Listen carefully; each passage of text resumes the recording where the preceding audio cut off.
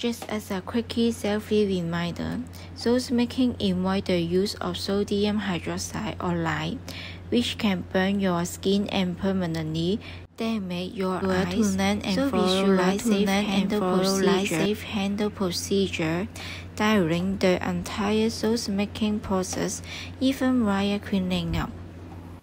You can buy the products on Instagram store on.taa. Remember to follow my channel and like it. Your support is my bigger motivation. Hello everyone. Today we do the sauce milk soup. I put the sauce milk into the soup because I hate the milk. I hate the taste of milk. Every time I drink it, I feel nauseated. I often use sauce milk instead of milk.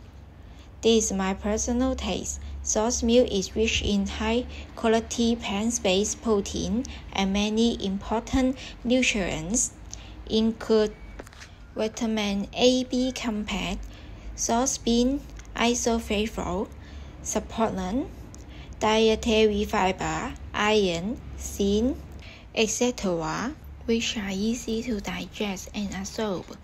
I want to put the good stuff in the soup and make the soup moisturizing. You can also try it at home in your free times.